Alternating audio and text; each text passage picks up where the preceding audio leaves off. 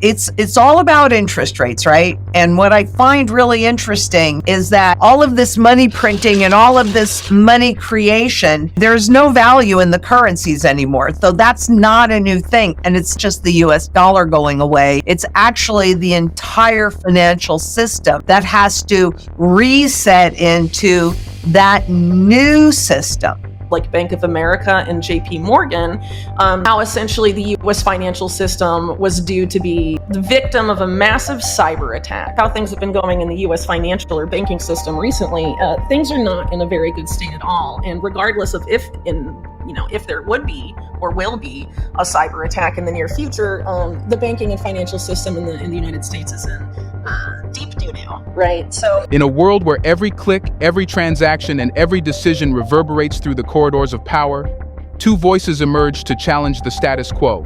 Whitney Webb, the fearless investigator unraveling the web of cyber intrigue, and Lynette Zhang, the financial oracle decoding the mysteries of monetary policy. Join us as we uncover the truth behind the headlines, exploring the hidden forces shaping our financial future. Get ready to challenge your assumptions, ignite your curiosity, and embark on a journey into the global economy's heart.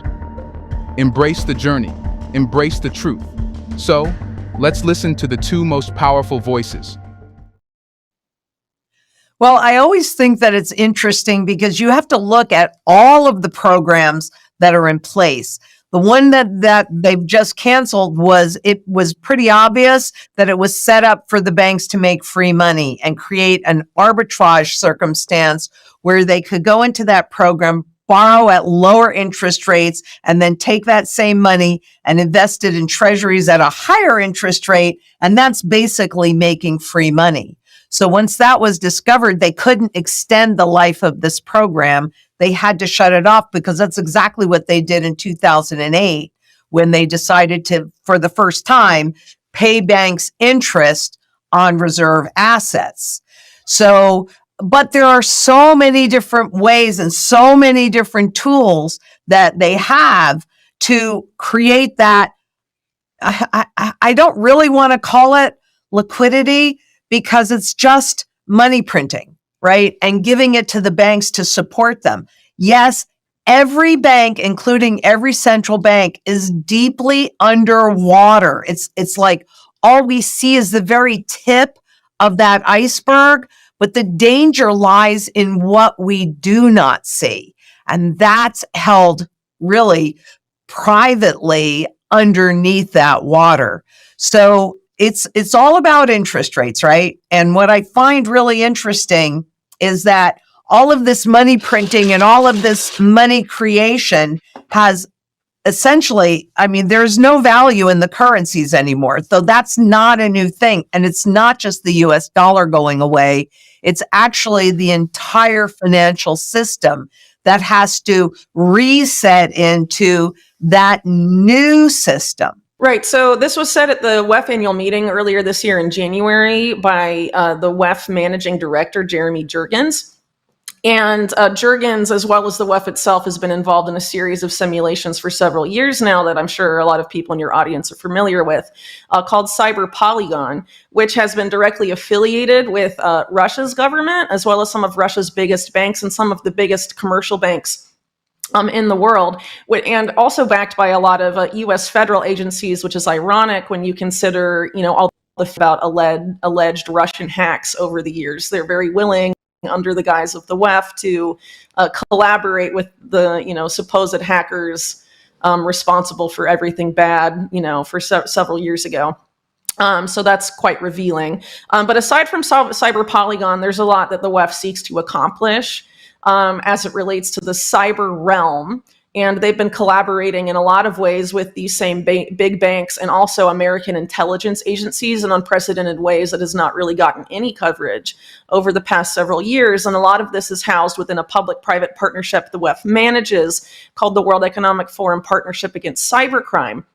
And this particular organization, back a few years ago, gamed out with the Carnegie Endowment, along with the Federal Reserve, the Bank of England, the European Central Bank, so some of the biggest central banks in the world, as well as some of the biggest commercial banks in the world, like Bank of America and JP Morgan, how essentially the U.S. financial system was due to be the victim of a massive cyber attack. And if you're familiar with how things have been going in the U.S. financial or banking system recently, things are not in a very good state at all. And regardless of if there would be or will be a cyber attack in the near future, the banking and financial system in the United States is in deep doo-doo, right? So. Right. This is the principal value of the bonds. These are the interest rates.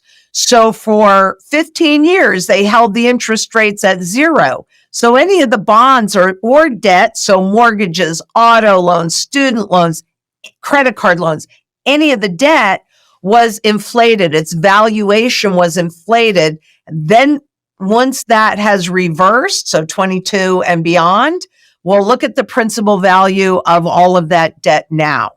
If they are forced to sell because of a lot of withdrawals from the banking sector, as you were talking about, we saw those regional banks collapse. There have been a number of regional banks that have collapsed since then. NYCB, that was just bought by Steve Mnuchin, one of the benefactors and the consolidators from that crisis back in March. Because what have the central banks been doing, right? They've been buying up all of this government debt with interest rates at zero or even negative. So now that the interest rates are pushed up to quote unquote fight the inflation, all of the valuation of all of that debt is way underwater. So in commercial real estate, it's not just commercial real estate. Certainly, we're watching a lot more buildings being given back to the lenders. But if the valuations of all of the banks, including the central banks, are based on debt, which they are because the entire system is based on debt. This is a debt-based system. Those interest rates have pushed down the market valuations of all of that debt, not just bonds, not just mortgages, but it's also auto loans, student loans, credit cards, and then all of the mountains, trillions and trillions and quadrillions of derivative bets against that debt or against that credit quality. So yes, every single central bank, every single commercial bank, community banks typically do not take those kinds of risks, but they're sitting with all of that commercial real estate, other real estate that is at nosebleed level, multifamily, single family. All of that debt is underwater. If you're the big banks and the intelligence agencies, you want to avoid what happened after the 2008 economic crisis, where there was unprecedented anger at Wall Street because the whole hope and change Obama psyop essentially is probably not going to work again. So how do you allow that collapse to happen? Because it has to happen in such a way that the banks and the government are essentially blameless. Well, have a cyber attack happen, and you can literally blame any nation state or group for that hack. And we know this because of what WikiLeaks published right before Julian Assange was completely silenced and then later arrested and dragged out of the Ecuadorian embassy in London, Vault 7, which revealed things like the Umbridge program, among other things, that U.S. intelligence and other intelligence agencies that are affiliated with this WEF partnership against cybercrime have the ability to place the fingerprints of any nation state actor they wish, including Russia, China, Iran, and really North Korea, any other group as well, not just nation states, put their fingerprints in a hack they actually commit themselves. And this is very significant because this offers, these intelligence agencies unprecedented ability to have to conduct false flag operations in the cyber realm.